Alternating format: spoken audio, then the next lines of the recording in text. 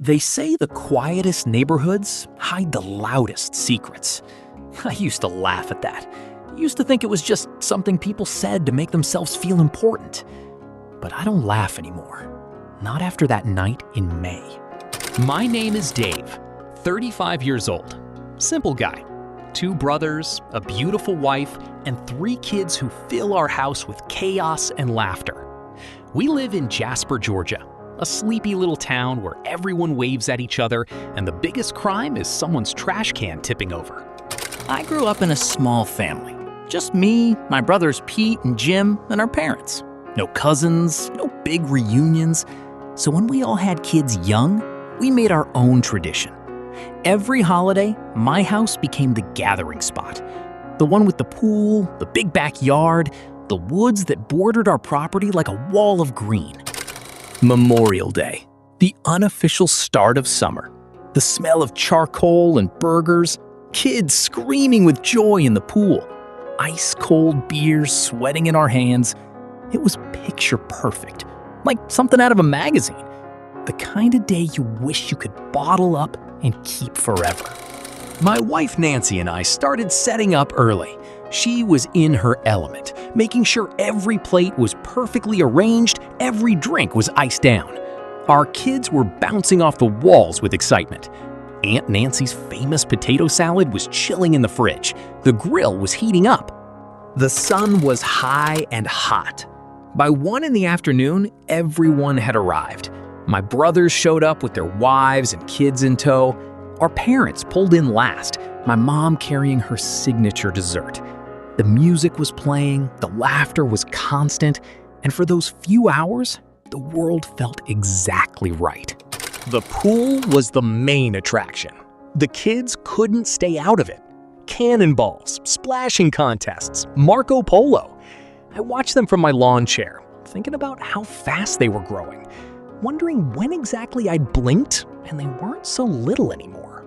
The afternoon melted into evening. We fired up the grill again for round 2. Burgers, hot dogs, corn on the cob, the kind of meal that makes you loosen your belt and groan. The sunset painted the sky in shades of orange and pink. Fireflies started blinking at the edge of the woods. We moved to dessert as the stars started coming out. Ice cream, brownies, the works. The kids were running around the yard, chasing each other with glow sticks. It was one of those moments where you look around and think, this is what it's all about. This is happiness. And then it happened. The sound that shattered everything. A scream. Not a playful shriek, not a startled yelp. A scream so raw and primal that it stopped every single one of us dead in our tracks. It came from the woods, from the darkness just beyond our perfect little backyard. For a solid 10 seconds, nobody moved. Nobody breathed. The kids froze mid-step, their glow sticks trembling in their hands. I felt my blood turn cold. My eyes locked onto the tree line, searching for something, anything. But the darkness just stared back, indifferent and empty. Jim was the first to speak, always the practical one. He asked if it was a fox. I shook my head. I know what foxes sound like. I've heard them screwing around in these woods 100 times. This was different. This was human. Someone or something was out there. And whatever it was in pain. The silence that followed was worse than the scream itself. It was heavy, expectant, like the whole world was holding its breath, waiting for the next terrible thing to happen. I could see the fear in my wife's eyes. The kids were looking at us, waiting for us to tell them everything was okay. I couldn't do it. I couldn't lie to them because I didn't know if everything was okay. I didn't know what was out there. All I knew was that we were in the middle of nowhere, surrounded by woods, and something was making sounds that no animal could ever make. Sounds that I still hear in my nightmares. And then It happened again. The same scream, even louder this time. Closer. My brother Pete grabbed his kids. Jim was already pulling out his phone. I looked at Nancy and saw the terror on her face. We sent everyone inside. The three of us brothers walked to the edge of the woods, waiting for answers that never came. And that was just the beginning of the nightmare. The party ended like a deflated balloon. All that laughter, all that joy, just gone. Vanished into the night air like it had never existed. We packed up the leftovers, stacked the chairs, and tried to pretend everything was normal. But normal had left the building the moment that scream tore through the silence. Our parents left first. My mom kept looking back at the woods as she walked to her car. She didn't say anything, but I could see it in her eyes. That same fear I was feeling. That same question we were all too afraid to ask out loud. What the hell was that? Pete and Jim followed soon after. Their families bundled into minivans, kids already half asleep and complaining. We exchanged quick goodbyes. Quiet goodbyes. No jokes, no playful teasing like usual. Just tight lips and worried glances. And then we were alone. Just me, Nancy, and the kids. Nancy was quiet. Too quiet. I knew that look. She was playing it cool for the kids, but inside, she was spinning. I could almost hear the gears turning in her head, replaying that scream over and over, trying to convince herself it was nothing. But it wasn't nothing. We both knew that. We cleaned up in silence. The only sounds were the clinking of plates and the hum of the refrigerator. The kids had already crashed, their little bodies exhausted from the long day. I tucked them in, kissed their foreheads, and stood in their doorway for an extra minute, watching them breathe. I didn't want to leave them alone. Nancy and I finally climbed into bed around 11. We were both drained, emotionally, physically, mentally. We didn't talk about the scream. We just lay there in the dark, staring at the ceiling, our minds racing. I reached over and squeezed her hand. She squeezed back. It was our way of saying, I'm here. We're in this together. And then it happened. The doorbell. Not a knock, not a soft tap. A loud, shrill, demanding ring that cut through the silence like a knife. I shot up right in bed. So did Nancy. We stared at each other in the darkness, our eyes wide, our hearts already pounding. Who the hell would be ringing our doorbell at this hour? Nancy's voice was barely a whisper. Who do you think that is? I didn't have an answer. My mind was racing through all the possibilities. One of my brothers forgetting something? A neighbor? An emergency? But even as I thought those things, I knew they were wrong. I knew it wasn't anything good. I got out of bed, my feet cold against the hardwood floor. I grabbed my phone, just in case. I crept down the stairs, each step feeling louder than it should have been. The house was dead silent. No hum of the fridge, no creak of the foundation. It was like the whole house was holding its breath, just like us. I reached the front door and stopped. I didn't open it. I'd seen enough horror movies to know that was a death sentence. Instead, I pressed my mouth against the gap in the doorframe and called out, "Who is it?" I kept my voice steady, calm.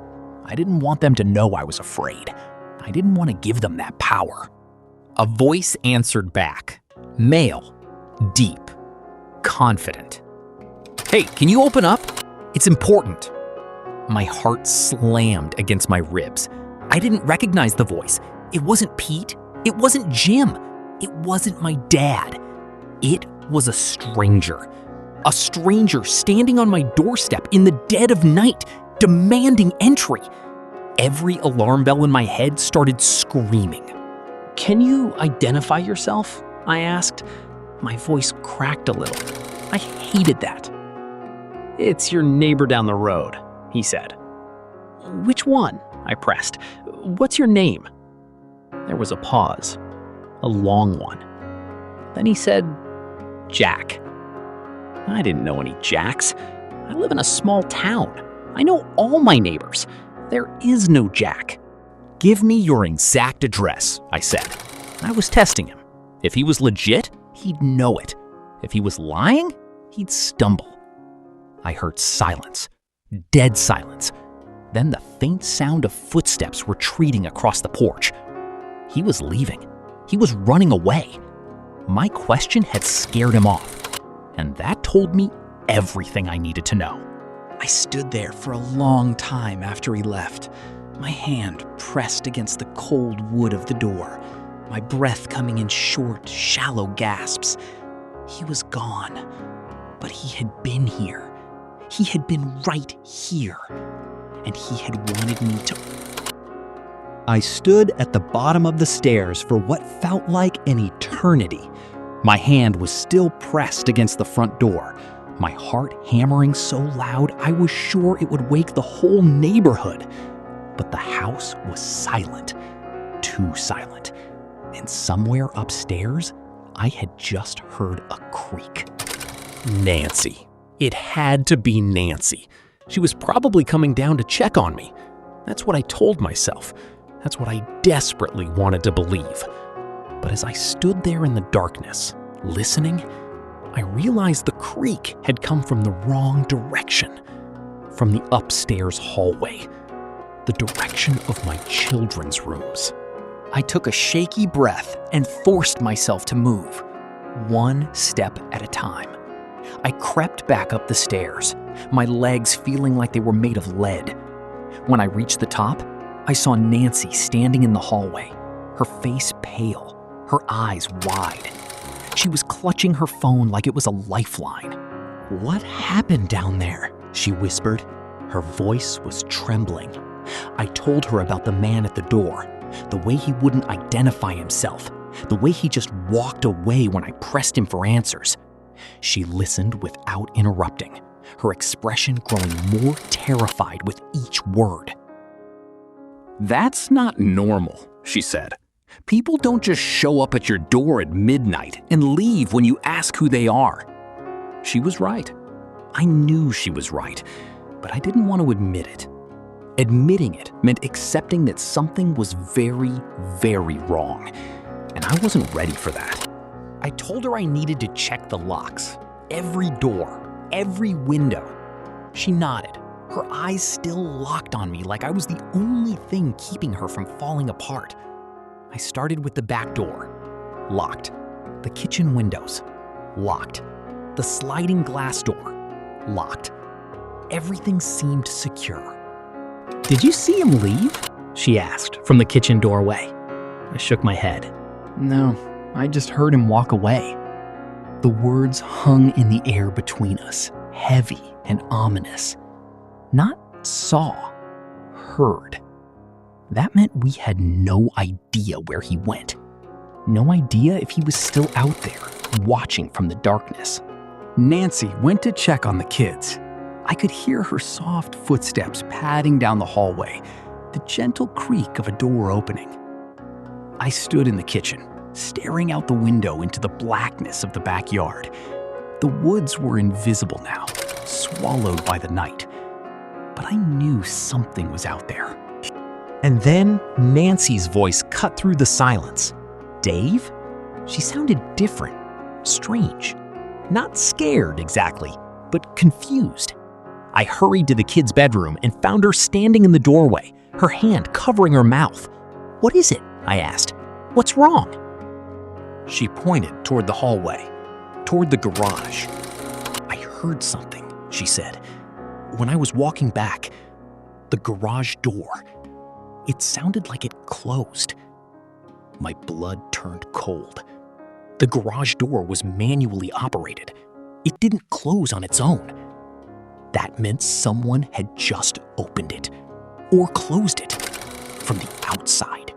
"I didn't lock the garage," I admitted. The words came out as a whisper. I had been so focused on the front door, the back back door, the windows. The garage had completely slipped my mind. And now, if someone was in there, if someone had gotten inside, it was my fault. I had left my family exposed. Nancy grabbed my arm. "Don't go down there," she pleaded. "Please, call the police. Let them handle it." But I couldn't. I couldn't just wait. What if someone was in the garage right now, hiding, waiting for us to fall asleep? What if they had already found a way into the house? I needed to know. I grabbed my pistol from the nightstand drawer. The weight of it felt heavy in my hand. I told Nancy to stay in the room with the kids, to lock the door behind me. She looked at me like I was insane. Maybe I was, but I wasn't gonna let some stranger threaten my family while I hid like a coward. I crept down the stairs, the gun held tight in my right hand. The house felt different now, dangerous. Every shadow seemed to shift and move. Every floorboard groaned like it was warning me to turn back. But I kept going. I reached the door to the garage and stopped. I pressed my ear against the wood and listened. Nothing. Silence.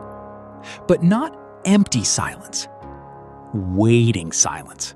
The kind of silence that knows you're there and is holding its breath, just like you. I unlocked the door. I turned the handle. And as I swung the door open, I saw it. A swaying shadow in the corner of the garage. A figure. A human figure. And it was already moving toward me. I stood there in the garage, gun still raised, staring at that open door. The footprint on the floor was fresh, muddy, real. It led from the corner where the figure had been standing straight toward the door that connected to my house. The door that was now slightly open. The door I had locked just minutes ago.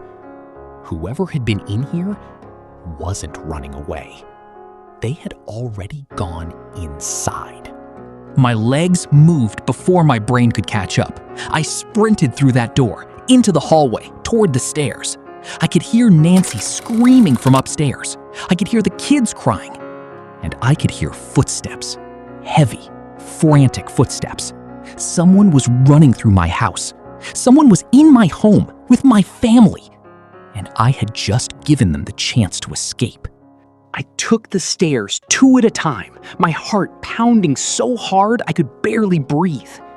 When I reached the top, I saw Nancy standing in the hallway, her body shielding the kids' bedroom door, a broken lamp in her hand like a weapon. She was terrified, but she was standing her ground. She was protecting our children. And in that moment, I had never loved her more. "I saw him," she gasped. "He came out of the garage door. He was running toward the back of the house." I looked past her, down the hallway, toward the master bedroom. The window was open. The curtains were blowing in the night wind. He had climbed out. He was gone. But he had been here. In our house. In our room. Near our children.